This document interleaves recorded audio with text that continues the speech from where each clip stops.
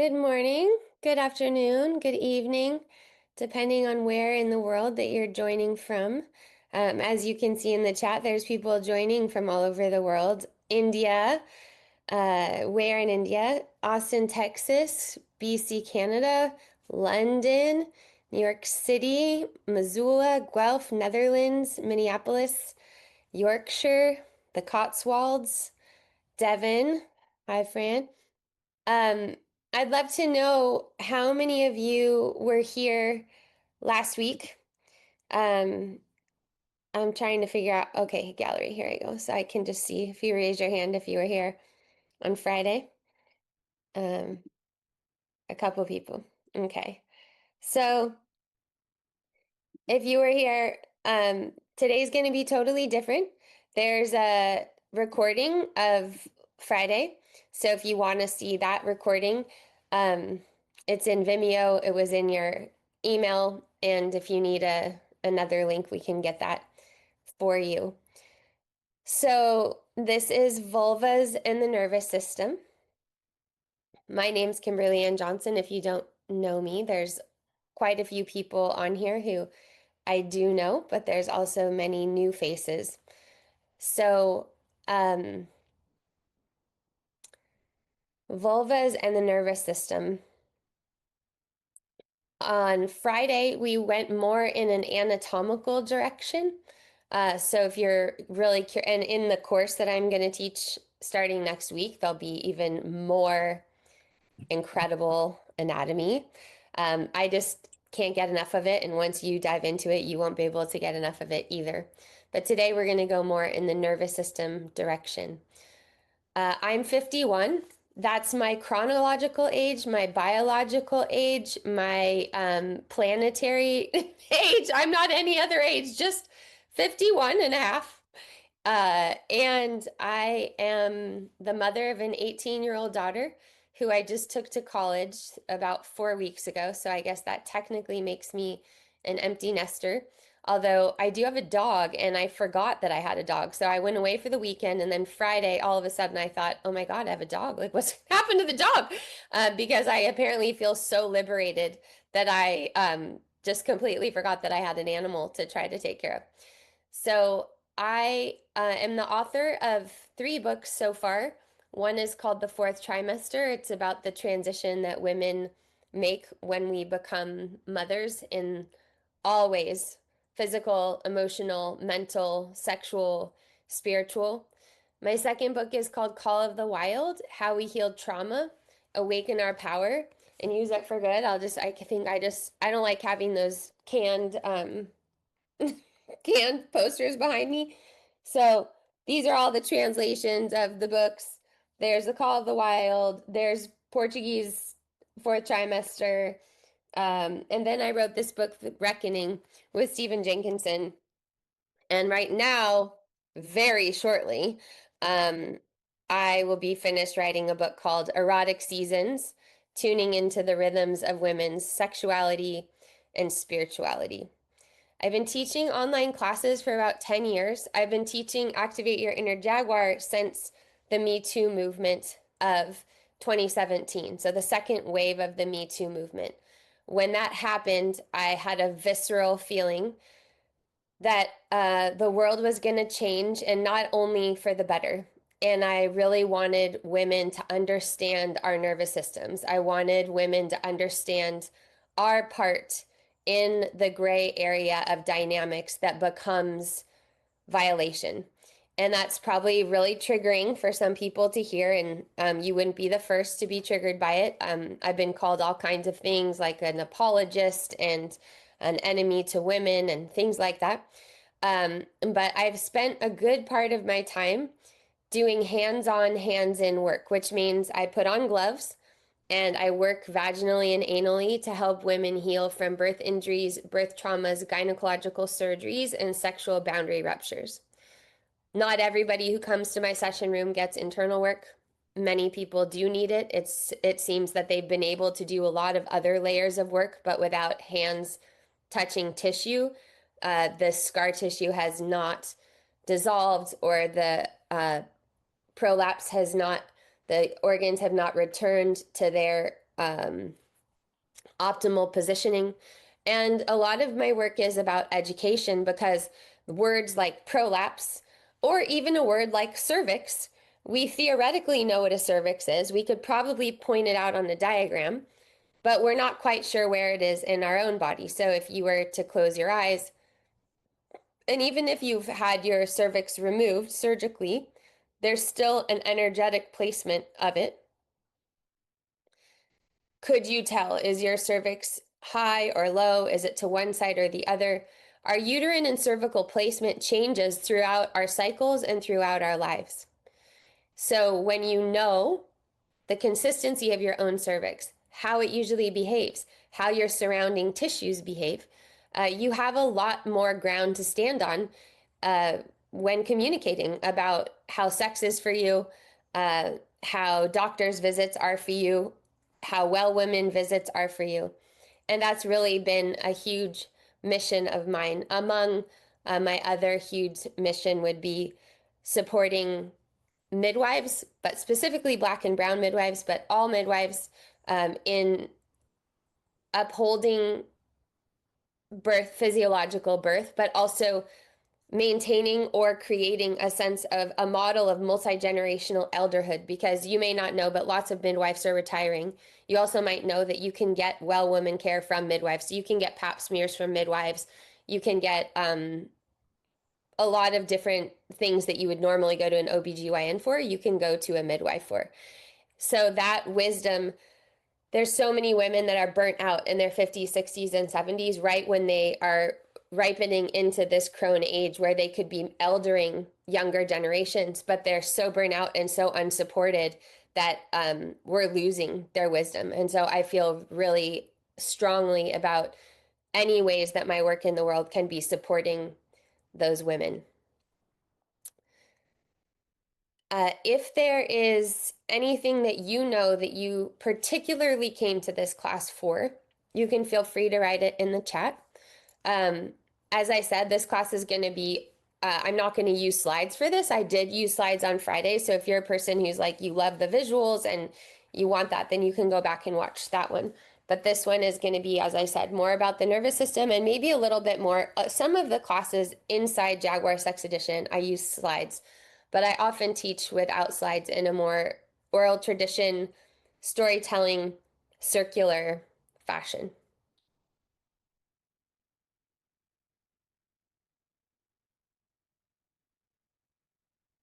So right now it's 11:11, and I'm going to be teaching about the vulva and the nervous system for the next 40 minutes or so. The reason, like the opportunity, the occasion for this class is that I'm starting Jaguar Sex Edition, which is a 3-month experience that starts next Tuesday. But I'm not going to be talking about that much for the next 40 minutes. This is just going to be a class. And then at the end of that, I'll give you a little information about the class in case you want to join, and I'll take some questions. So that's how we'll spend the next hour or so together. I always recommend, on for your behalf, not really mine, because frankly, I won't really know in general, is that you do what you can to protect your environment right now so that you have as few distractions as possible. And so that, you know, that annoying thing that we all do where we're listening to a podcast and then our mind wanders and then we have to track back and then our mind wanders again and then we've got to track back and then we like keep skipping because we're not totally focused.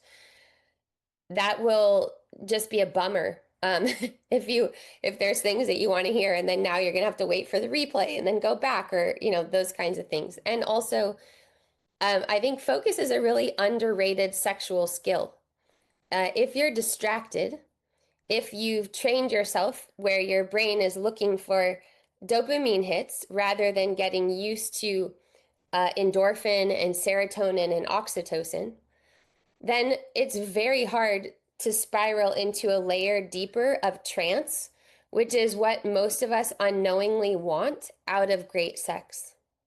So there is a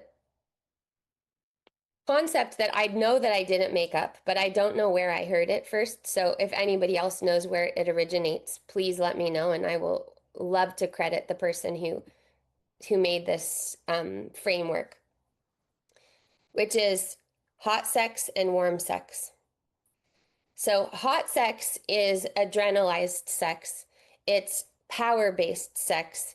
It runs somewhat on those more the hormones that register more in that sympathetic arousal. And warm sex is runs on oxytocin, runs on somewhat on endorphins, runs on more down-regulatory hormones. So when I say sex, I mean the whole realm of arousal and the erotic. I don't mean penetrative sex. I don't even mean sex with a partner. In your own self-pleasure practice, you could play between hot sex and warm sex. You could develop a relationship with one or the other of those. So those of you who have taken Activate Your Inner Jaguar or read Call of the Wild, then you're going to be familiar with some of this framework.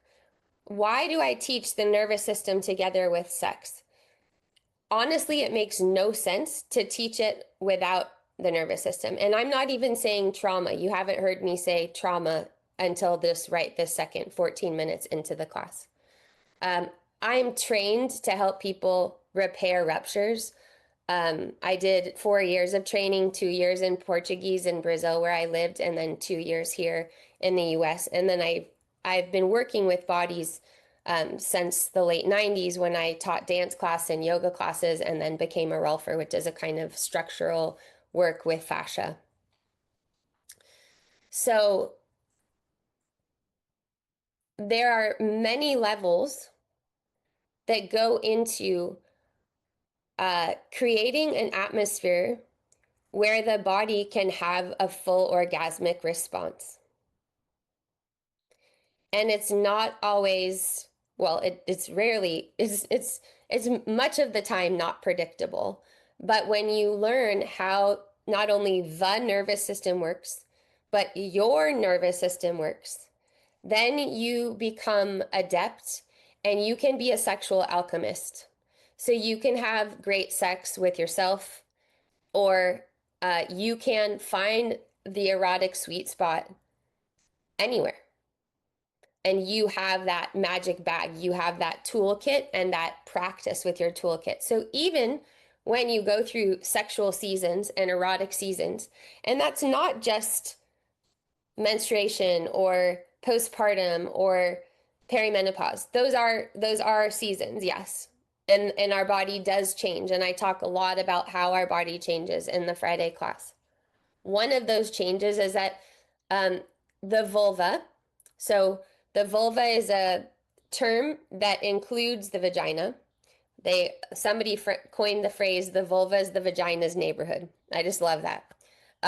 It's where you're going to find the vagina. But sometimes you really got to look for that vagina. And if you don't have sex with women, or you don't you don't have an opportunity or a reason to look face on at vulvas, like maybe you're not a labor and delivery nurse or you're not a pelvic floor PT, you might not have ever seen a vulva from this. You might have seen it from someone standing up, like in the Korean spa, but you probably have never looked at it with someone laying down with their knees bent, except for maybe changing a diaper. So if you can imagine a baby vulva, it's just so puffy and there's so much fat tissue there, and there's hardly any clitoris that's visible. There might just be a tiny little bulb, but hardly anything. And then as we mature, the inner labia start to flower out. For some people, they get very elaborate and floral. I once worked on someone whose inner labia looked like a model of the brain. It was that elaborate. There were that many folds. Some of the inner labia are just very delicate and they don't look too, it doesn't look like the matured vulva changed too much. That's a lot what we see in porn. We see a lot of hairless vulvas and vulvas that are just kind of secretive. But as some people know and some people do not know, one of my friends describes it as a pick-me clit.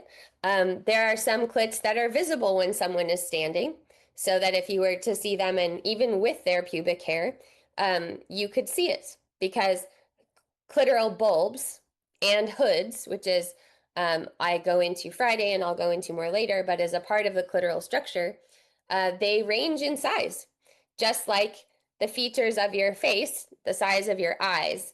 I just learned about folded eyelids. I went to get my eye makeup done for that photo shoot that I did that you guys have seen. And the lady kept saying hooded eyelid, hooded eyelid, hooded eyelid. I was like, what's a hooded eyelid? And then I go, do you have a hooded eyelid? And then she gets out her cell phone and she like starts showing me pictures of people who don't have hooded eyelids. I guess the generation nowadays, because they all know how to be perfect makeup artists because they've all grown up using YouTube. Like my daughter knows how to do like contouring, and when she was little, she could make herself into like the other race of princess. Like she could make herself into like, Mulan, or uh based on watching YouTube. So I didn't know what a hooded eyelid is. Now I do, and now I know that I have them. Now I know they're not great for eyeshadow. I'm like, whatever. Um, and so the same is true of vulvas. Some urethras and vaginal openings are really close. Some urethras and vaginal openings are far away. Sometimes G spots, G crests. So a G crest is the urethral sponge. It's a cylindrical, puffy body that is wrapping around your urethra, and it can move position. So after you have a baby, you might be able to see more of your urethra. Your urethral shape might change. How, like, the stream of your pee might change directions. Some of that stuff is repairable. Um, Most of it is, and some of it is just like you could tell if you were in a cadaver lab and you could tell which women had uteruses that held a baby at one point, or which cervixes had a baby that came out of it. You could also tell, probably by the shape of how the urethral opening is, what's happened in the area. So a little while back I was talking about a trance state. And people oftentimes ask me when they're talking about repair, like birth repair, um, why does it sometimes happen and it sometimes doesn't in a session? Because we can do repatterning, we can do reenactment uh, without actually repairing something. Why is that? It's because of how far down we've spiraled and how we're spiraling up and down through the nervous system phases. And so to get into a trance, which is a combination of the social nervous system, the sympathetic nervous system, and the parasympathetic nervous system, we have to be cascading through those. So the vulva, the vagina's neighborhood, moves. Uh, it flowers. The petals open, the petals close. The vagina is like an aperture. Now, you got to be a little on the older side now to have ever worked a camera where you have to adjust manually the focus. But the vagina opens and closes. So that's why some parts of the day, if you were to look at yourself in the mirror, your opening would be more apparent, and sometimes the opening would be less apparent. And then that also changes because, like, I've known somebody who had an ecstatic water birth, but the ejection reflex was so fast that her muscles spasmed open. And so, in order for the vagina to reclaim its resting position, she needed to have touch work. And those muscles that became spasmed open in hypertonicity, so tonic but stretched and open, needed presence in order for them to resume their like resting position, let's call it. So the vagina and the vulva are shape shifting. Specifically, the vagina is designed as a magical shapeshifter. It's designed for large things to come out of it and for things to come into it. But the vulva and the vagina's receptivity, there are some things that are collective and there are some things that are individual.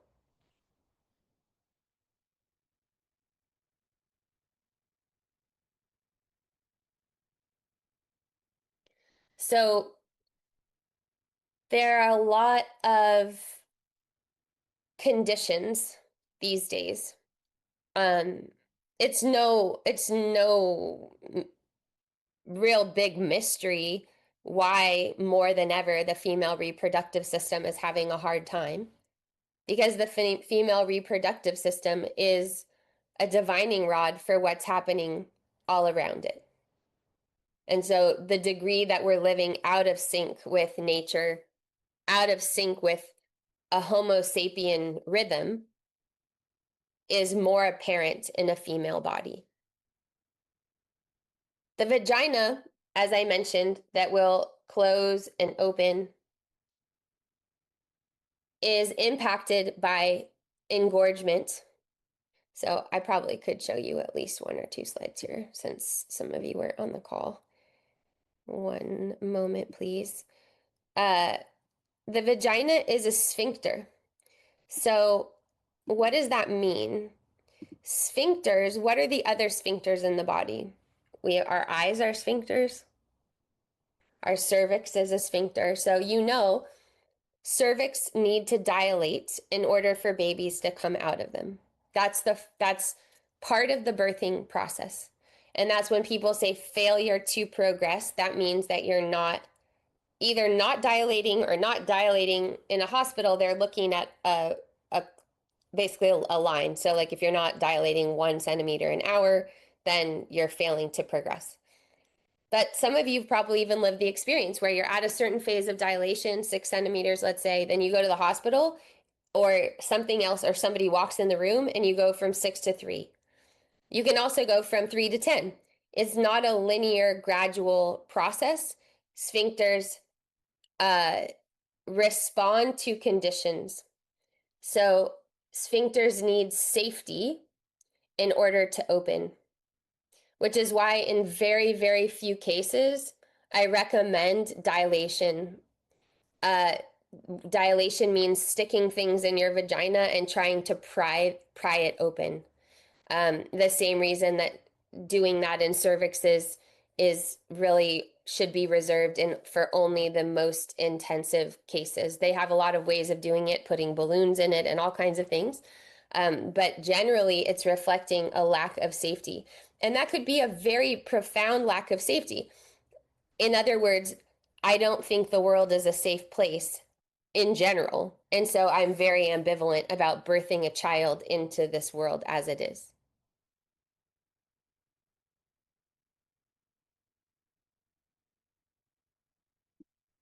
So the clitoris is a big part of the vulvar network. This is a drawing painting model from Sherry Winston, who wrote the book Women's Anatomy of Arousal. If you don't have that book, it's a Bible, and every woman should have that in their every person should have that in their house. There was a time in my life when I first read it, like 12 years ago, and I thought that it would be a good use of my time to, I think it's chapter 6. It's either chapter 6 or chapter 7. I'm like, I should just be photocopying this and leaving this in like every bar and cafe because this is essential knowledge that most people don't have that would, I think, change the world. So here is the entire clitoral structure. This is a non-erect clitoris. So it's in its resting position. Here's the clitoral head. That is what most people call the clit. But the clit also has a hood, which is not pictured here because the labia are not pictured, right? We're a layer deep to that. And here are clitoral legs, or in Portuguese, they call them wings. Then we have this structure called the vestibular bulbs. All those squiggly lines are erectile tissue. Then we've got the urethral sponge that I was talking to you about, the cylindrical part. This is the G crest. This is what where female ejaculate gets stored. It's prostatic fluid. So uh, if you have a lot of feelings of irritation after sex, like persistent irritation, even just emotional frustration, oftentimes it's because there's buildup there that hasn't gotten released. It's alkalinizing, so its biological function is cleaning the bacteria through the channel. Then we've got this guy. This guy's squished right here. This is the perineal sponge. So between your introitus, which is the fancy name for your vaginal opening, and your anus, your anal opening, is skin called the perineum. They love talking about it in yoga. It's just all the rage in the yoga class. But they don't really talk about the perineal body. And just like I mentioned with facial dynamics and hooded eyelids, some people's perineal body is very big. Some people's is closer to their anus. I think it has a lot to do why some people like anal stimulation more than others, because your actual anatomy may, I mean, of course, there's shame and there's all the other things about even accepting that the anus is a pleasure-filled organ, but it also could be about the distribution of your connective tissue. Here is the introitus, the vaginal opening, and it's a little squished right now, but it's not very squished because these bulbs haven't come to their full engorgement. In order for tissue to engorge, so um, there's a lot of tissues that can engorge. Your nasal tissues can engorge. There's erectile network inside your nose. Um, you can see that your breast can engorge, your nipples will get darker and they will get hard and erect. The same is true here. So the more engorgement there is in this erectile structure, the less likely there will be pain upon penetration. Now, there's other reasons why there could be pain, of course, but that is one of them, is that these erectile structures they're spongy and they're meant, shock absorption is a little bit, that's like a pretty gnarly thought, but they're just so squishy and malleable, and so they allow for more directionality. And lots of people asked me last class, well, this is so heterosexual, or this is about other people. It's really not. I mean, you can decide if your self-pleasure practice includes your genitals or not. You can decide if it includes toys or not. But if our vagina is not stimulated for long periods of time, especially as we get older, then those tissues tend to become more sensitive because they haven't been contacted.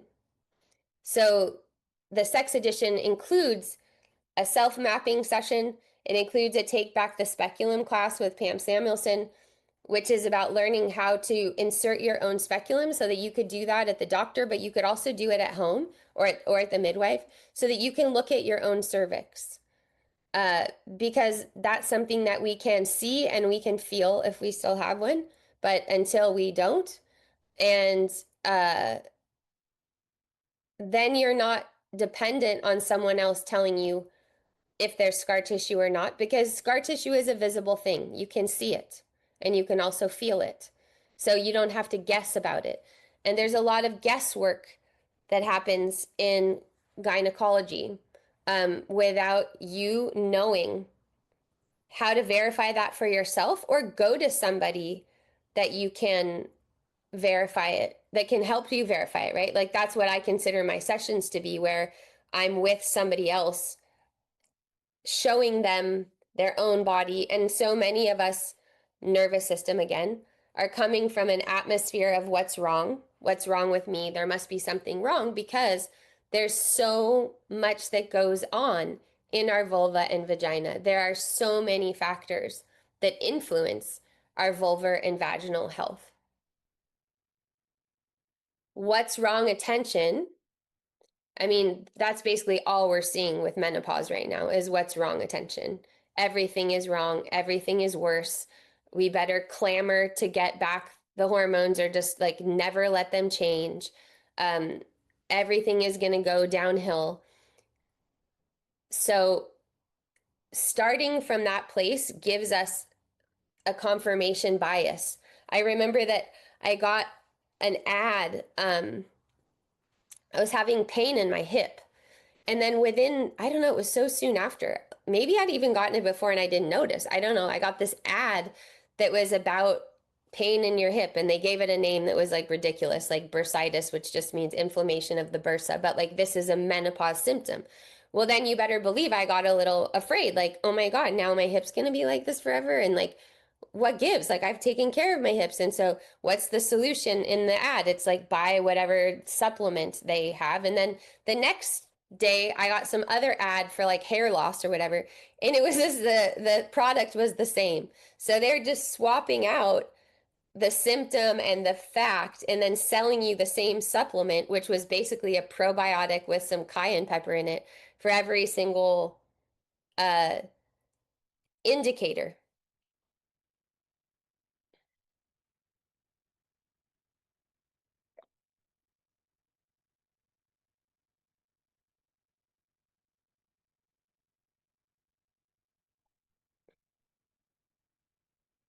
I think most of you know what the social nervous system is, but if you don't, I'm going to tell you. So, the social nervous system is the most recently developed part of our nervous system.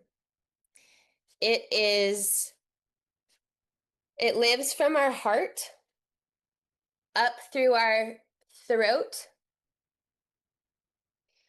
And although that the vagus nerve does not innervate it, we have orbital nerves that innervate behind the eyes. It's how we orient with people's facial expressions to know if they're trustworthy or not. It's what we do to compare sameness to difference. Do I belong? Do I not belong? Am I this? Am I, if I'm a little different, am I going to get ostracized? Uh, Not too long ago, social ostracization um, would mean you wouldn't survive. So it's why one negative thing sticks with us so much longer than many, many positive things. And also, if you are in a level of trance, which you could be in birth, you could be in one of these liminal windows, you could be in grief, or you could be in sexual space, then what is said, it has a deeper imprint into your system.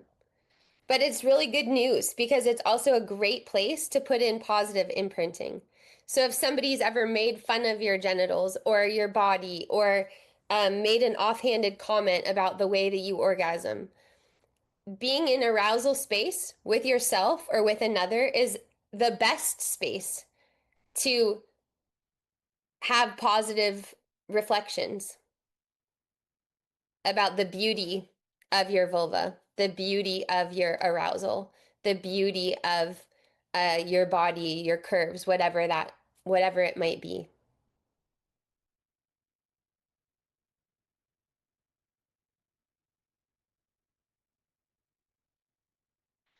The social nervous system would be the place where you decide if your vulva is good enough, if it's like other people's, and you might not really be actually in comparison. You comparing it to a standard that you're not even sure where it comes from. So there is a magnificent variety of vulvas and vaginas. I'm just letting you know in case you didn't know that. You might have thought that, but you might not have actually witnessed. Um, that is one thing that is a part of the sex edition course. Everything in the course, of course, is optional because you're in your own room, your own house, or your own car, your own wherever. You can always turn it off, or you can not come to class and you can watch it later. But in some of the workshop with Pam, for instance, there's an opportunity to look at other vulvas and to show yours if that's something that you would want to do. And, right this minute, you might be like, hell no. But you might be surprised after 6 weeks of class and really understanding what that means, and then being in a group of women that are in this exploration together, that idea might seem different, or you might be really intrigued by it now. Uh, so that's your social nervous system. So that's where you're deciding, do I fit? Do I not fit? Is my body, is there something wrong with me? Is it because I have an STD, does that mean that I am less worthy? Or do I have a scarlet letter? Is there something about me that's so bad or so unlovable? And that shame, which is both, is part of the social nervous system and a part of the parasympathetic dorsal nervous system, is really the waters that we swim in and what we're lifting out of when we do this work, even by coming to this class today and signing up for something called vulvas in the nervous system, and then noticing, well, what happens when I say I'm interested in this, and am I always just looking at this clinically, or do I have space for pleasure? And when I even start to move in a pleasure direction, what else comes up? What kind of grief? I mean, I had years of every time I would self pleasure crying afterwards and just feeling like so sad that I didn't have a partner, and so sad. Like, yeah, self pleasure is great, but I can go a lot of places, but there's also places I can't go without someone else. And not avoiding that and just being willing to go there. And then also realizing when that's turning into a loop, and when do I need to change directions, and how do I change directions in order that I have a different experience and a different emotional template, not to ignore what's there, but to expand what's there. In the sympathetic side of the nervous system, so also in the social side, that's where afterglow is. So the part of orgasm afterwards, where if you allow yourself and you settle rather than just jumping up and putting your pants on or switching gears and going to the next thing, uh, that's social nervous system territory. So warm sex territory happens by the social nervous system is a part of that. In the sympathetic system, and also in the social nervous system, that's where who's coming in and out of your birth room is really determining the level that you can drop in. Because people say, oh, there's this hormonal cascade in birth. There can be, but that's not a guarantee. That's what happens in certain conditions. Just like it's probably going to be hard for you to drop in sexually by yourself if you're in a extremely fluorescent lit room that's cold and smells weird, and people might walk in at any time. It's possible, but it's not likely that you're going to start feeling really juicy and like, yeah, this feels like the time I want to get into it with myself. In the sympathetic side, that's where an escalation builds. That's where your heart rate might go up, your breathing starts to accelerate, where the charge builds. Now, if you haven't practiced holding charge, then your system might shut down. It might go to exhaustion, it might go to collapse, or you might just have a climax really fast and then get hypersensitive because your system doesn't know how to distribute the energy that's building in the vulva throughout your whole body.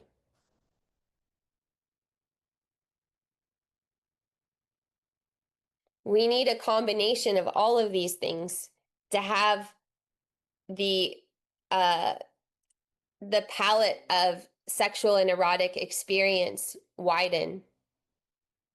Sometimes another person's, and this doesn't even have to be sexual, but it can be sexual, their arousal or their activation already polarizes us.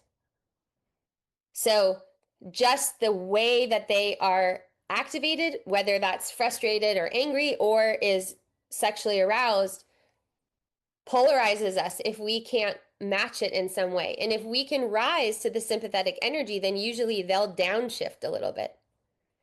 So that's a lot about what this work is about, Jaguar, and this class is how do we know where we are and what our default patterns and predispositions are in our nervous system? And how does that come together with other energies? And then in the parasympathetic system, so you can think of the sympathetic system as a vertical axis, and you can think of the parasympathetic as the horizontal axis. So the vertical is me in this material body at this age. The parasympathetic is the horizontal. That's where we know how to merge. That's how we can sense what's happening around us. And that's where the sphincter opening happens. So orgasm is a contractile function. Contraction is sympathetic energy. But we need the pulsing of the open, relaxed, soft, and the engaged, toned pulling together. And so I've heard people say, like, oh, like I've kind of bragging, like, oh yeah, I was with this lover, and they said like my pussy was the most relaxed that they'd ever, like they couldn't believe how I wasn't even contracting to make the orgasm happen or something. There's all kinds of pressures on the vulva and orgasm bragging, and have an orgasm from, you got to have 12 kinds from 12 places, and if you're a real goddess, only if you have this kind or that kind. um the oh, I forgot what I was gonna say. 1 second, I'll get it back.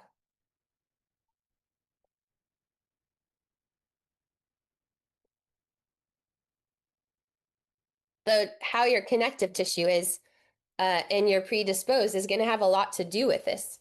So uh, if you have more elastic connective tissue, you can read about this in Call of the Wild in chapter 1 if you haven't read about it, and that's free at kimberlyannjohnson.com/chapter if you want to get the full breakdown. But if you have more elastinous tissue, means you're more parasympathetically dominant, then you're probably going to build your arousal capacity by doing things like Pilates and pelvic floor movement and activation, just bringing more presence into your pelvis. Can you do too much of that? Yes, you can.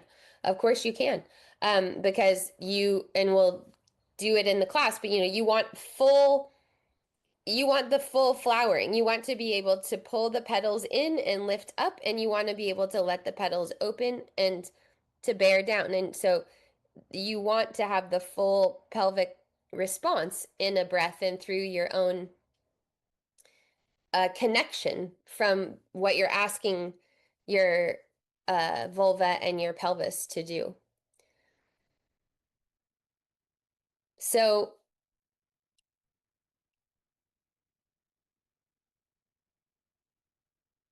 I guess what I wanted you to understand about that is that it's really about your system and how you traverse and cascade through these phases. When I went to somatic experiencing school, all we had was how to help people with sexual trauma, which was very, um, it was like a half a day. Even though most of the people in the training were women, and most of them, I could say, had sexual boundary ruptures. So if we counted those, we would be like, okay, well, everybody's got CPTSD then. Um, and later on, I realized, oh, well, the male teachers don't even want to use correct anatomy because there's so much activation in the room that people get distorted in the way that they're interpreting things.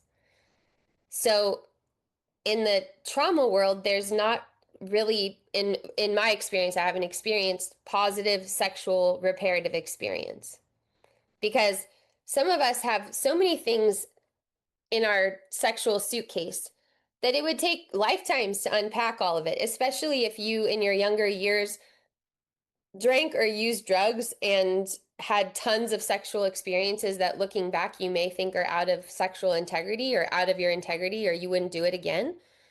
If you went in the direction of hypo-boundaried, meaning I don't have too much boundary about what I let in, the volume of that experience is way too great to try to think that excavating it is the thing that's going to cause you to become more whole, more free, more relaxed and available to life.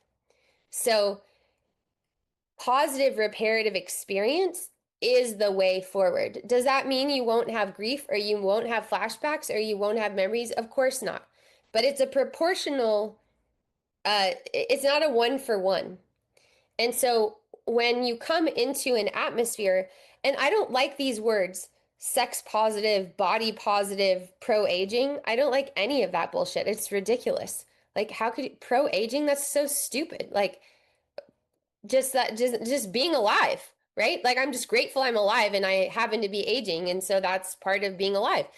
I don't want to be anti it or pro it. I don't want to be body positive. Like, I mean, I don't want to be body negative, but I just don't really want to be, and I don't want to be neutral either.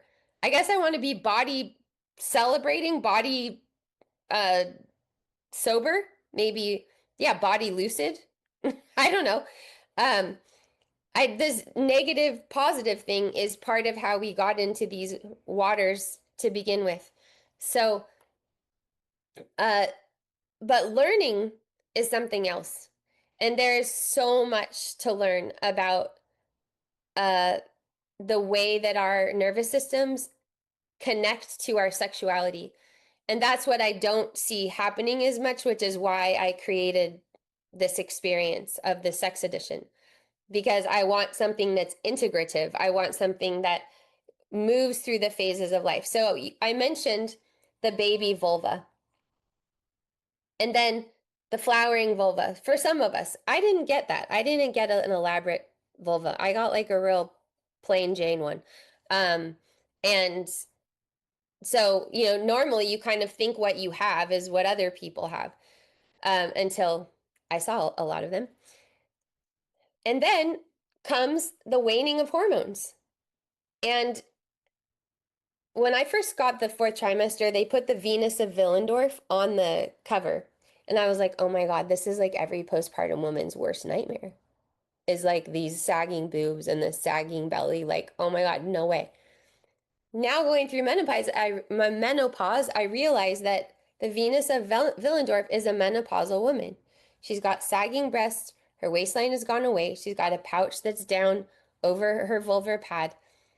These are things that happen as we age, and there's kind of a return of the genitals inward. So the external clitoris shrinks, the inner labia often start to disappear, and there's less fluff and fat in the outer labia. That does not mean we have less pleasure. It means that our pleasure pathways change, but our pleasure pathways change all the time. And what we're looking at is a culture that loves maidens, that loves youth, and that loves women that are available sexually all the time. And so as the hormones start to shift and there's less overflowing availability, there is a panic. And I see that's why I've invited so many women that are in their elder years to be guest teachers this class, is because I want to hear from people that are interested in eroticism and track it throughout their lives, but not from a perspective that means wanting sex all the time, or that means performing a maiden version of sex, or that means adopting the courtesan as your 24/7 energetic template. For some people that's who they are, and that's fine. That's part of this, is like we all get to choose, but we get to choose based on what's true to us, what's true to our life mission. I know some people have a problem with that, but like we all have our own template that we're working with, I think.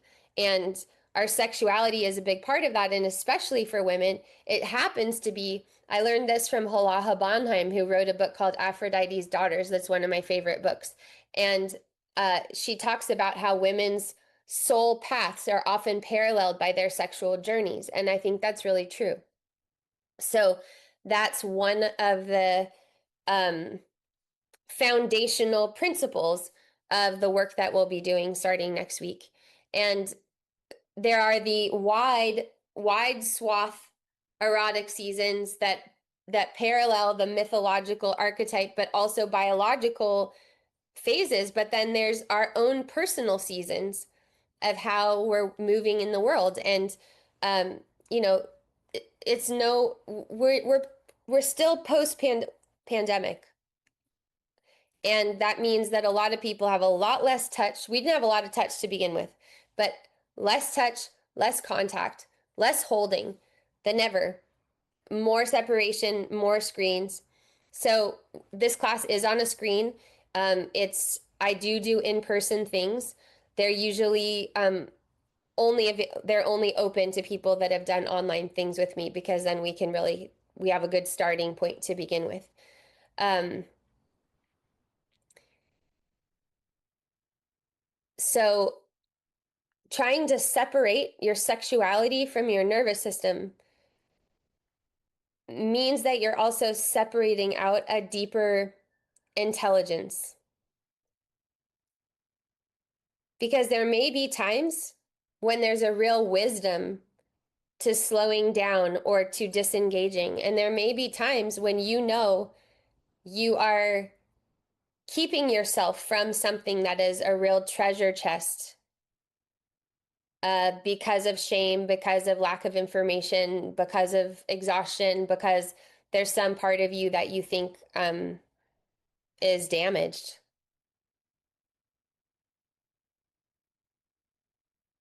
So uh, our vaginal microbiome is hugely influenced by our gut microbiome. They're one and the same. Um, So a lot of times we're trying to deal with vulvar and vaginal problems. I mean, when I was in the menopausal transition, my pH changed.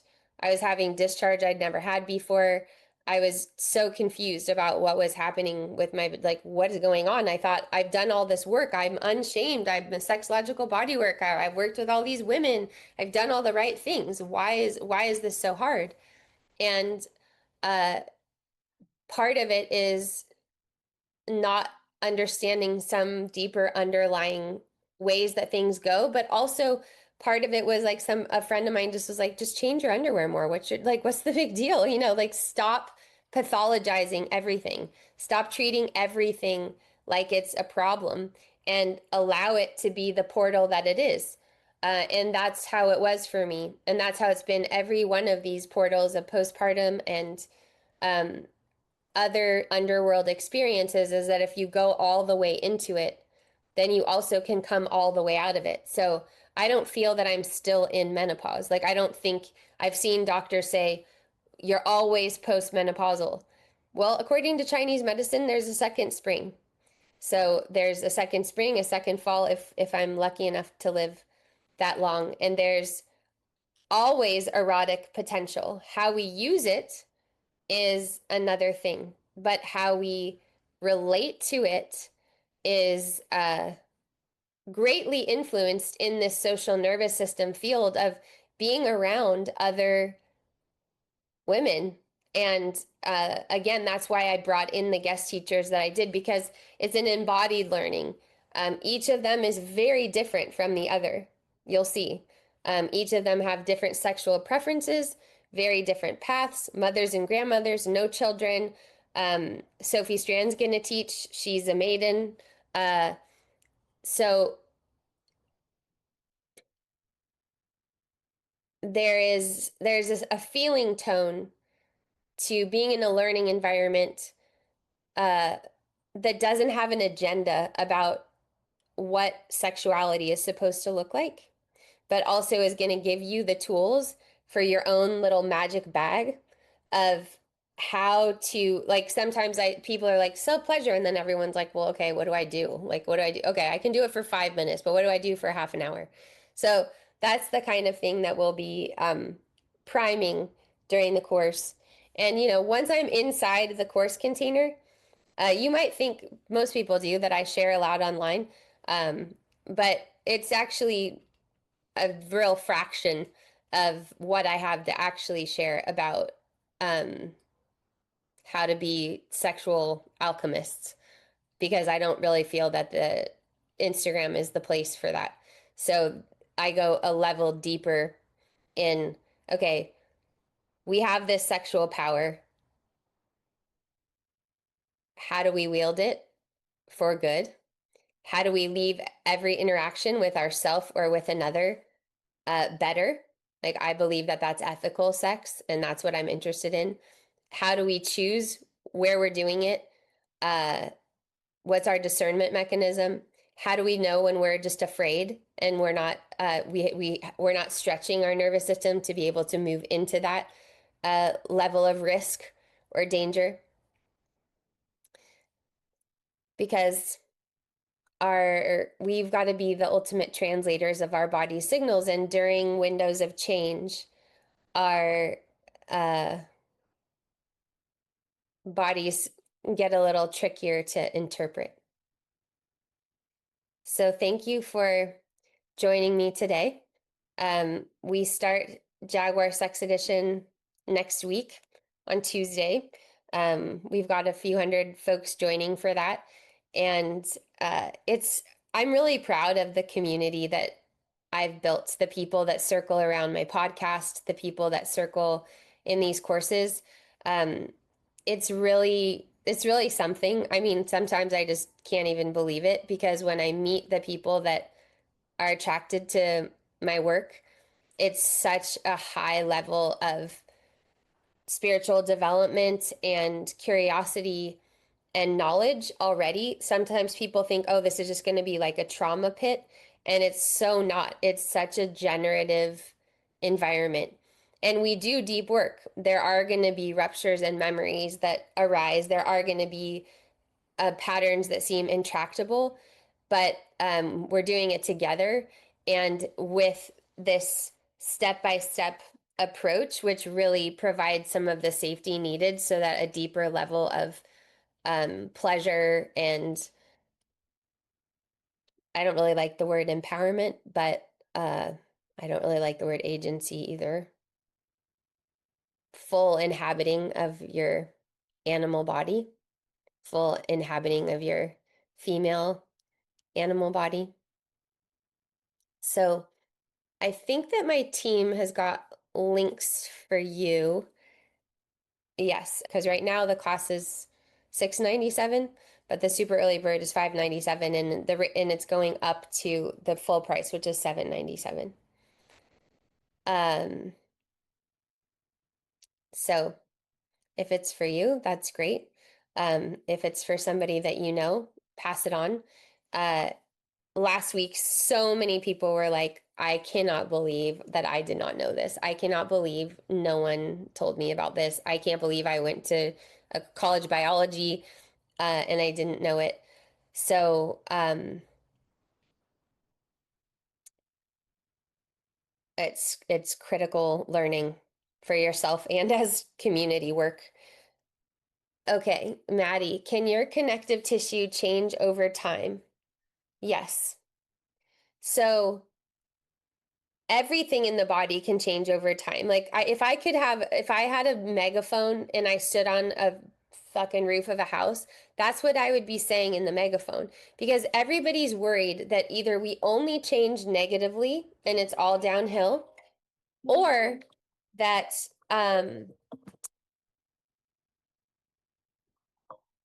people seem to think it's very difficult to change unless it's like, oh no, everything's changing. Uh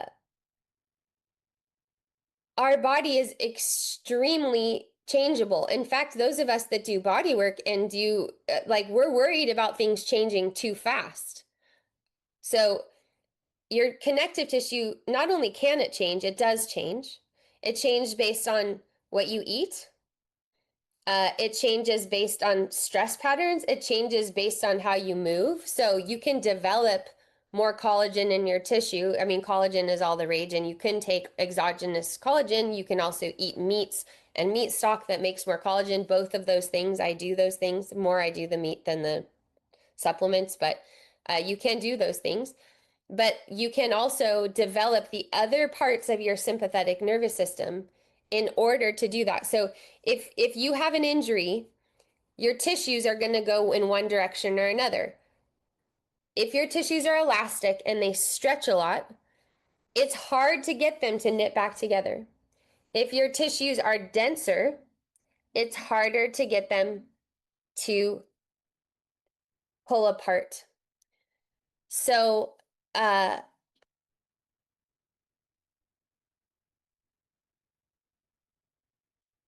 if your estrogen goes down, our tissues, that, I mean, that's what this is, as the skin has less elasticity.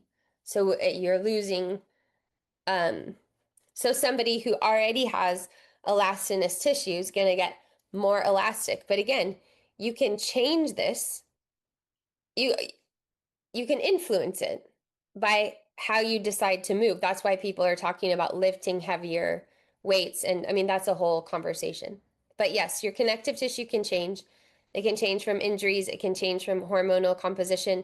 If you're pregnant, your connective tissue changes because you've got elastin, thank God, because that's what allows the pelvis to open and the cartilaginous tissue to stretch and a baby to come out. And that's why every culture around the world feeds women collagen dense, nutrient rich foods afterwards, so that, and keeps them out of gravity so that those tissues go back together.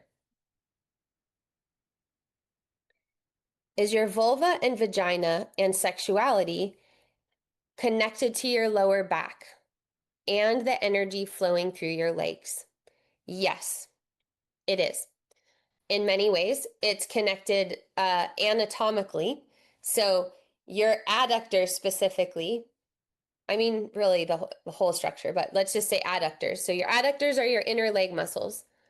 They go from your knee, from that pes anseranus area. So they go from your knee all the way up into your pubic ramus. Your pubic ramus is the inside of your sitting bones.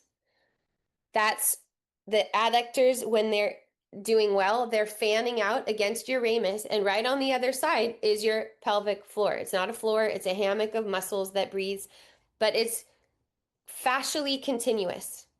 So that's why if you're having a hard time, for instance, accessing Kegels, or your post-birth, it's helpful to have something between your legs, like a yoga block or a ball, to engage your inner legs, so then you can start to engage the pelvic floor. If you can't feel your pelvic floor and your neurology is disconnected from your pelvic floor because of tearing, interruption, numbness, your nervous system states are in your tissues. So parasympathetic nervous system state under stress is hypotonic, collapse, doesn't have form, numb. Uh, Sympathetic tissue is dense, tight, overly contracted, holding in a fight or a flight response. So these are the kinds of things that we repair when we are witnessing the tissue, and then the emotion comes forward, and then maybe a memory comes forward, and then an incomplete movement comes forward, and then you have the chance, if you're in the spaceship and you know how to spiral up and down and you're held in that container, you can do the repair, and in your deep system, it's as if it's happening now, even though it's like you've tricked your system because you've returned. We do it all the time. We regress. I mean, some people call it regressing, whatever. Like we're inhabiting different states all the time. Um,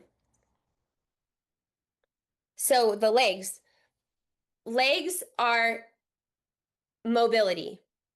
You run with your legs, you kick with your legs. Sympathetic. So limbs are sympathetic. You punch, you push with your arms, and you move with your legs. If you are disconnected with your legs, then there is likely incomplete fight or flight responses. They could be in a freeze also, but you have to cascade. If you're in a freeze, you have to cascade up into fight or flight responses. That's how you complete a cycle of incomplete response.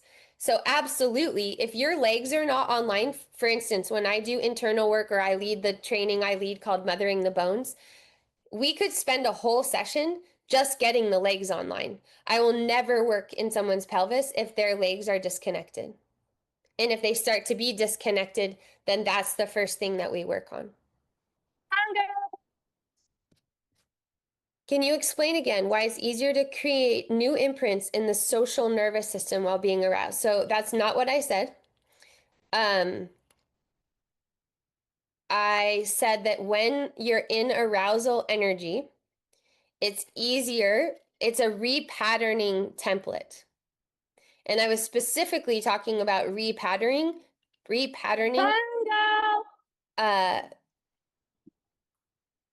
negative beliefs that have to do with your pelvis, but it could also be other things. Betrayal trauma lives in the social nervous system. Trust, betrayal. Okay. Lubrication also decreases with age. It can, for some people it can, for some people it doesn't. Um, we do tend to become drier as we age. So there's external lubrication, which is like abhyanga in Ayurveda, right? And I really have to be so much more uh, committed to oiling myself more. I have super dry skin and I always have. I have an Irish background, so it's just part of my inheritance.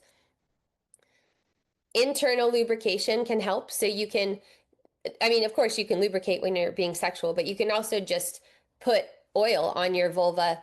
And people tend to think, well, I'm already having discharge or I'm already having secretion. Sometimes your system secretes because of the dryness. So you can put coconut oil internally. You can have coconut oil with CBD. There's shea butter suppositories that are for tissue lubrication. So you can do that. You can also make sure that you're externally hydrated by your diet and drinking. So making sure that you have enough saturated fat in your diet, enough sodium in your diet, which is the opposite of what everybody says, but it's actually how you build your adrenals, which are what are part of what's, depending on where you are in your female trajectory, what the building blocks of hormones. So you don't have to just say, oh yeah, I'm just going to get drier. No, that's not true. Like the lubricating function, lubrication is a parasympathetic thing. The release of waters, that's parasympathetic. So parasympathetic means being able to let down, but some people are chronically downregulated, right? That's tendency towards depression, hard to move. So if you're chronically downregulated, that's not going to help with fluid release. Then you've got to be toggling between the states.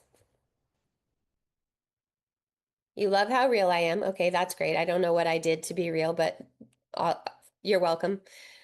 When are you running your next Jaguar course? I'm having a myomectomy during this course, and I'm not sure it's the best time to join. That's so personal. I don't see why you wouldn't want to join, but unless you're just overwhelmed and you have a lot of other stuff going on, it could really help you through that process. And the answer is I don't know. Um, that's the true answer. I don't know. I know I can give you almost a guarantee if I don't die and the internet doesn't blow up, I'll probably teach it at some point next year. How would you work towards resolving restless legs? Lots of restlessness and pain in the legs and sometimes arms that happens mostly at night and makes it really hard to fall asleep. Okay, great question. So, um, I learned from my mentor, Ellen Heed, who learned from her mentor, Vincent Medici, about something that she calls the four domains of pelvic health. And this is just like the four domains of health, period. So any symptom that you have, you can look at it and you can say, is it biomechanical? Is it biochemical? Is it scar tissue? Is it trauma and emotions? If you look from the biochemistry point of view, you would really want to make sure about magnesium. You would want to make sure about some other minerals that I don't even know about. And you would want to probably, there's actually homeopathy for restless legs. If you're going to look at it, I don't think scar tissue would have anything to do with this. If you're going to look at it from the emotions perspective, the trauma and emotions, then you're going to say incomplete flight responses. So feeling trapped, inescapable attack, uh, those kinds of things that when your system starts to let down, so you're starting to go into the parasympathetic state, right? You're going from waking state. Now you're starting to relax and you're usually lying down. You're telling your system, okay, it's okay to let down. Your legs are going, no, no, no, no, no, no, no, no. It is not okay to let down. Don't do it, don't do it. And they're doing that. So that would be how how I think about it. So there would be a need to um, engage your legs in ways that are it's a hard thing to teach without being in real space and time doing it because I've seen what I say and I see how people interpret it. If it was as easy as going to kickboxing, then everybody would be empowered just by going to martial arts and boundary ruptures would never happen. You have to find the right amount of either flight, which you can do through pedaling your feet. You could try to stay in that liminal space and change your physical position. You could also try contacting something, but it would be the most helpful to have somebody that could help work through it with you. How different this may be from past Jaguar sex edition classes. Well, all the guest teachers are different, so that's going to be really different. I mean, I just can't even believe that they all said yes to me. I guess I got an upgrade. Now more people say yes to what I asked them for. Um, and I'm just different. So that's that's how it's going to be different. Sometimes after extended orgasmic ejaculatory self-pleasuring, getting really high for an hour or longer before grounding, I feel really low, sad, and a bit anxious and depressed. Do you think that is related to the upregulating and downregulating hormones and dopamine withdrawal? Yes, I do. And I think that it's telling you to to not go to your edge there, that you need to go less. And when you go less, then see what happens afterwards. When looking for a practitioner to do hands-on in womb repair, what questions would you ask to find someone who knows what they're doing? Do you know anyone in Denver? Well, as a matter of fact, I do. Jessica Shatkin, and I think that she's on this call. Um, that is a great question. And it's one I don't feel very equipped to answer because the way that I do it is I look at people's pictures and I get a sense of it. And I would look at a combination of what their training is and their picture, and then I see, is this somebody that I think that I would want to do it with? But I think that it is really helpful for somebody who doesn't only do that work, that also knows something about bone holding. In general, vulvas just don't like just straight on contact. So it's helpful to know if the person knows how to do other things rather than just a diagnostic or um like in most cases I would probably like to get a session that doesn't include hands-in work first before I did that.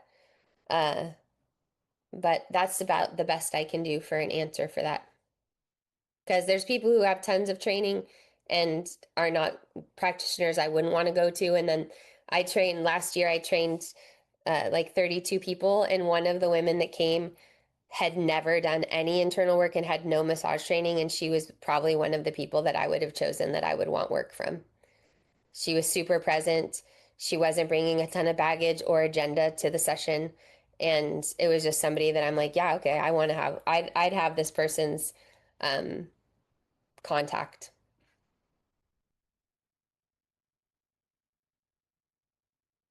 Yeah, so this isn't a great place to be dropping your own contacts. If you want to promote your own work, you can go into Magazine Jaguars, and um, that's where there's resource exchange. Uh, do you, Kimberly, or any of you all know good sexual body worker or somatic experiencing practitioner in Sweden, um, or no, Nordic countries? I don't know if Josephine's still on the call. She lives in Sweden and she's been working with me for a long time and she would probably know somebody, but I don't. Do you have any recommendations for pelvic floor PTs? I don't, but one of my students, Mia Gleason, is going to be in New York in like 8 days or something. She asked me to let people know. So She's known as Andrea Mia Gleason, and you can look her up on Instagram, or um, she's often in the Magazine Jaguars group too. Wow, I feel like I actually got to the, usually I have so many I have so many questions. Oh, I'm curious about sexual surrogacy. Do you have any references or opinions? Uh, well, I love a lot of the people that I know that do that work. Betty Martin did that work. Kath and Jesse did that work. I don't know if she still does, and Kathin's joining this course. So, sexual surrogacy is someone who is usually certified and recommended by therapists that goes into the sexual space with a client, and it is sex work, but people are usually working on something, and I guess that's why they call it a surrogate instead of like a sex worker. There are some sex surrogacy trainings and programs in California. I know Jennifer, so I think that she's probably looking for a male sexual surrogate, and I don't know any um, male sexual surrogates, but I could investigate. Jana Inuit. I have urinary incontinence when I cough. Can you give any advice on how to stop peeing when coughing? I would really recommend um, either doing your own self massage or getting some internal work. You could maybe address it through breathing. So, my student Emily Carson, who's also a practitioner who does internal work in Oxford, and I teach in Oxford twice a year. Um, I would recommend either getting session work or doing mapping on yourself, because if it's happening, that's called stress incontinence. So it's stress on your system that's causing that, but it probably has to do with unequal tone in your pelvis. So if that tone gets balanced out and it's still happening, then we know it's a deeper nervous system function. But pretty much that's not too hard of a thing um, to work with. For people curious wanting to do training in hands-on pelvic work, I would, without a doubt, 100 million% recommend Deej Juventine and Uma Furman. They're Australian sexological bodywork teachers. They're the best, um, and it's worth it. Uh, it's not super vulva oriented. It's very non-binary genitals. There's anal day, there's penis day, there's vulva day. So if you specifically want to work with women, you would need more experience just than that training. But that training is the best unshaming training, and it's they're incredible facilitators.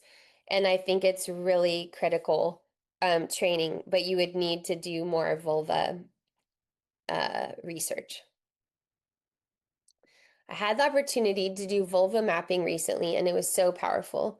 I think that part of this class alone is so worth it. Yeah, totally. I mean, this class is so inexpensive, but I just like to make it as accessible as possible to as many people as possible. The class is worth it just for the guest teachers. I mean, Jane hardly ever teaches, and Catherine's almost 80 years old, and she's a freaking genius. Like she's a real otherworldly, other planetary entity. Um, so yeah, but the mapping is really, it's all really important. I've been having a break from sex and relationships. All right, good for you. Since I am having a lot of UTI symptoms. Coincidence? I don't know. Um, I don't know, Yasmin, I'm not sure. Jeannie Williams in Stockholm is a stream pelvic worker trained with Ellen Heed. Gave me a great session. Okay, great. For people curious wanting to do training in hands-on pelvic work, okay. Yeah, that's Sexbot Australia. Um, all right. I'm chuffed right now because I never get through the questions. What about OAB incontinency? I don't know what that means. OAB. Oh, urgence. Um, Yeah, urge incontinence is a little bit harder to work with, but still, I find incontinence actually pretty same with prolapse. It changes a lot with attuned contact. Um, and also sometimes the quote unquote presenting symptom resolves when there's just overall inhabiting and felt sense in the pelvis. But at least you can put your own um, puzzle pieces together.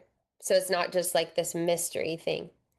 I have clitoral pain during sex. Do you mean just external clitoris? Do you mean clitoral bulb or what part of your clitoris? Would this course help in addressing premature ejaculation in a partner? I think that this course will, first of all, help you understand the mechanics of that. It'll help you communicate about it better. But there's not going to be any like content specifically about that. But that is just about not being able to hold charge, right? It's the same thing as a woman just climaxing in 30 seconds or something. It's just a level of excitement in the system that there's not enough containment for. And it may help you get more creative with it. There's so much information about in on menopause about it being a problem. I want to hear the second spring version. Yeah, it's so annoying. Um, okay, Sarah, external bulb actually. Okay. So, I mean, I have just questions for you, like how much clitoral stimulation directly is happening if you're not externally stimulating tons before penetration? Does that change things? Is it a high wattage situation? Because a lot of times if you go Hitachi on it or you go and you have a like a really high intensity vibrator, then that'll cause like pain is also a broad thing, so you have to ask what kinds of pain and that kind of thing. Uh, what about incontinence in elderly women? I feel like everyone just assumes my mother should be continent in her 80s, but I don't necessarily buy that. Well, it's a longitudinal thing. So if we don't have any pelvic care or awareness during our pregnancies and we don't have any pelvic care or awareness postpartum because our culture gives us none of that and we're not investigating ourselves, then yes, the statistically most people will be prolapsed or incontinent in their 60s, 70s, and 80s, and they just consider a low level prolapse. Well, that's just normal. That's just part of aging. Um, Tissues do get more elastinous. Uh, so yeah, that's why we do have, I don't necessarily think muscle strength is what is controlling continence, but it's also not, it's both. So we have to know, I mean, I don't like the word Kegel, but like we have to know how to isolate the different parts of our pelvis and how to move it. And that's why we need this as part of elemental education, not to learn only when we're so far away from that, when that's such a long, like we're so distant from it, we're so disconnected from it.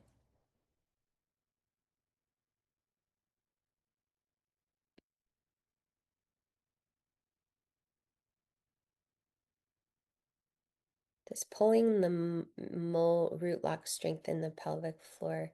I think maybe you're asking about Mulabanda. Um, it can. I mean, when you do a lot of yoga where you're really emphasizing leg rotations and you're doing a lot of activation, then yes, you're probably making your pelvic floor hypertonic, which um, has different impacts on it. It's not good for birth. Um, you want to stop doing a lot of extreme activation of your inner legs and pelvic floor, but then over time, you want to be able to be in relationship to it. Do you have any thoughts on endometriosis and nervous system health and healing? Uh, I don't know a lot about it. What I have, sorry, it just went, my question went away. Oh, here. Um, I mean, it is a biochemical thing, but of course, all of these domains are related. Endometrial tissue acts like scar tissue, so we have to address then inflammation and proliferation of tissue. It's also going to be hugely hormonally related because it's cyclical. So you're going to notice cyclical inflammation. Uh, I know I mean, it really depends on where the scar tissue is and, how embedded it is and those kinds of things. But somebody that I really respect just wrote me about that and said she's in her late 50s and she just got diagnosed with endometriosis, but now it's making so much sense about her fertility journey to this point and so many other things. Um, so I don't know if nervous system health and healing can solve endometriosis. Again, you want to make sure you've got the right diagnosis because there's also diagnoses that are in vogue and then, it's concurrent. They're like autoimmune disorders. Like there are objectively way more autoimmune symptoms than there have ever been and diseases, and they're getting diagnosed more than ever. So you just want to make sure that you're in the right um, place for that and you have the right kind of practitioners that see the body in a similar way that you do. Finally, in a secure and loving relationship, but almost no erotic feelings towards my guy and in general. Very little engorgement, so sex is meh. I suspect some structural imbalance. Would this course cover DIY hands-on help? Yes, that's what pelvic mapping and Take Back the Speculum and the Sexuality Salon are about.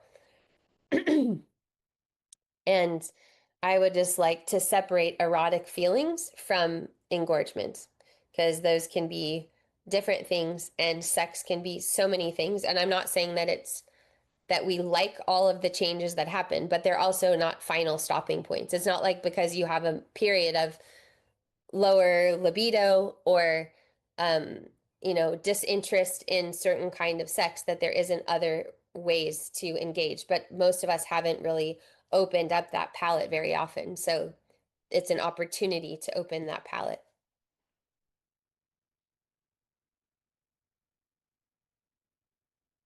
With your experience and knowledge, do you see any correlation with candida overgrowth and the type of connective tissue dominance? I don't know much about that. What I do know that I think is really interesting is that like there's different microbiomes. The vaginal microbiome is different racially. So certain types of bacteria are more common in certain races than others. And again, we're talking stress resilience. So it's like okay, you could completely change your diet and still be having yeast. But also, I really do recommend that you confirm that it's yeast. Because when I was in this menopausal portal, I would have sworn that I had yeast because I felt itchy, I felt irritated. And when I got my test results back, I had no yeast.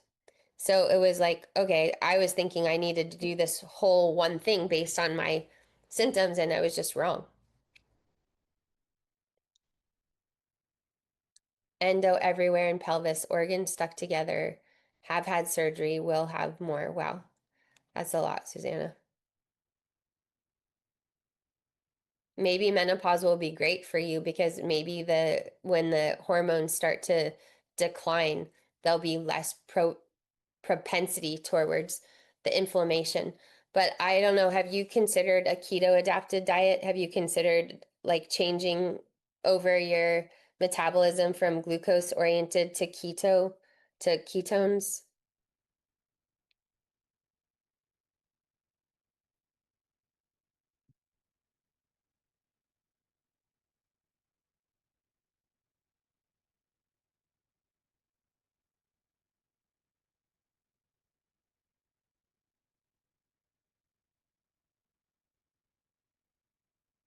How does a cesarean section influence women's sexuality? It's different for everyone. One thing I've noticed is that uh so whether or not you liked having a cesarean is really not correlate to the aftermath of it.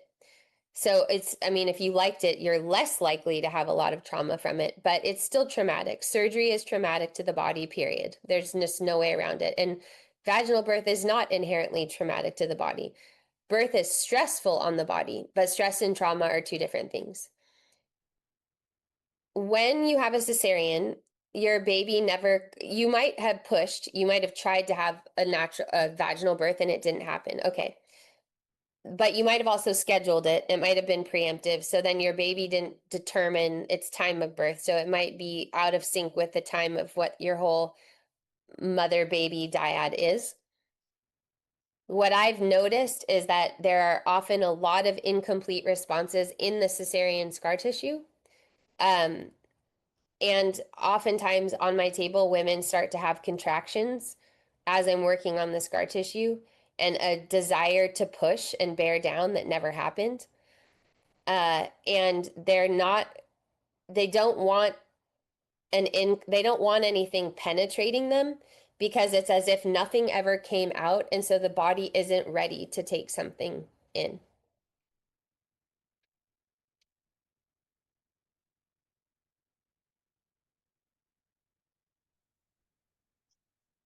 I am not a therapist.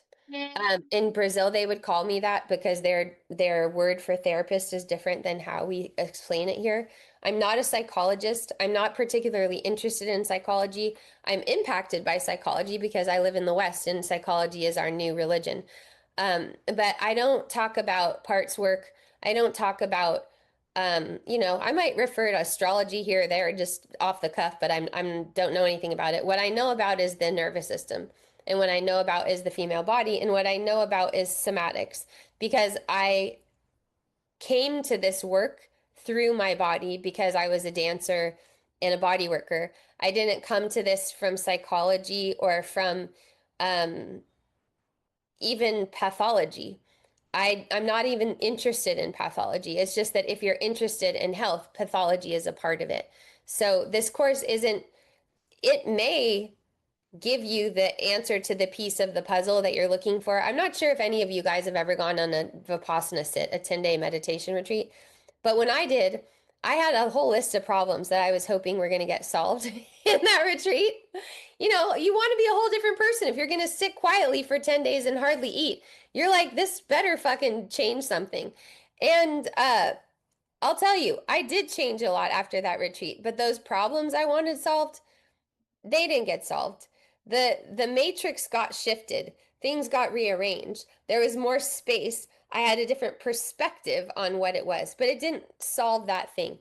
There are people who come to these courses and something does get solved. They do get an answer. They do enter a relationship. They do find out that they have sexual desires that they didn't know about. They do get completely wowed because they're like, I had no idea that this is what female arousal looks like. Wow, I thought I was weird, but actually this is just normal. There's all kinds of things like that. Um,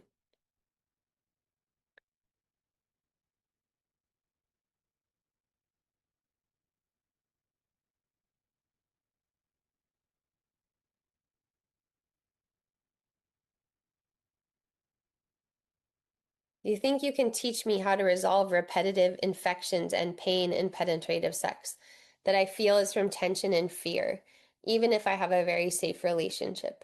Or is it better to find some practitioner to work one on one? I think that really depends. Um, when we look at things as we've got this problem to solve, totally understandable. Who wants to have repetitive infections and pain? I mean, that fucking sucks. So of course you want to solve the problem, but is the vulva doesn't really work that way. Like our vulva and vagina, they don't like strobe lights. They don't like uh the spelunking hat. Like you gotta go oblique. You've gotta fill in other ways, and then all of a sudden, whoa, I just had this orgasm and it just happened. I wasn't even trying to have it and it happened.